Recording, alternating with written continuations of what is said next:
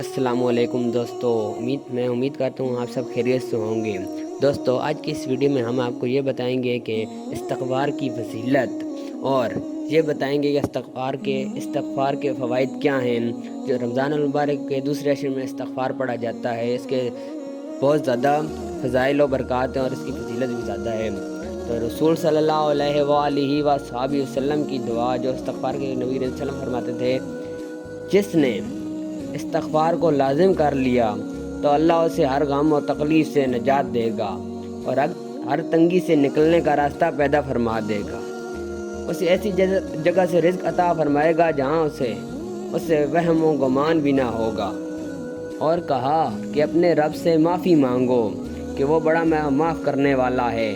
10 وہ تم پر آسمان سے لگاتار بارش برسائے گا۔ 11 اور مال اور بیٹوں سے تمہاری مدد فرمائے گا اور تمہیں باغ عطا فرمائے گا اور ان میں تمہارے لیے نہریں بہا دے گا۔ رسول اللہ صلی اللہ علیہ وآلہ وصحبہ وسلم نے فرمایا، بعض اوقات میرے دل پر بھی پردہ سا آ جاتا ہے اور میں دن میں 100 مرتبہ استغفار کرتا ہوں۔ استغفر اللہ و اتوب علیہ، میں اللہ سے بخشش مانگتا ہوں اور اسی کی طرف توبہ کرتا ہوں۔ استغفار کے فضائل بھی درج ہیں۔ سوتے وقت 3 مرتبہ استغفار کوئی شخص پڑھ لے، اس کے سارے گناہ معاف ہو جاتے ہیں۔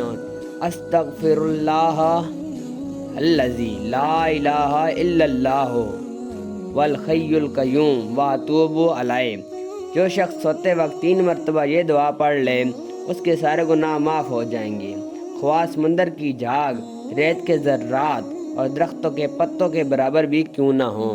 استغفار کی فضیلت کے بارے میں رسول صلی اللہ علیہ وسلم نے فرمایا، جو آدمی یہ خواہش رکھتا ہے کہ قیامت میں اپنا نامہ اعمال دیکھ کر خوش ہو تو اسے چاہیے کہ استغفار کثرت سے پڑھا کرے۔ تو دوستو، اب بات کرتے ہیں استغفار کے فوائد۔ استغفار کے فوائد درج ذیل ہیں۔ گناہ معاف ہو جاتے ہیں، بارش ہوگی، اولاد نصیب ہوگی، مال ملے گا، باغات ملیں گے، نہریں جاری ہوں گی، خوشحالی والی زندگی نصیب ہوگی، طاقت اور قوت ملے گی۔ مبارکبادی ہے اس شخص کے لیے جس کا نامہ اعمال میں استغفار زیادہ ہو۔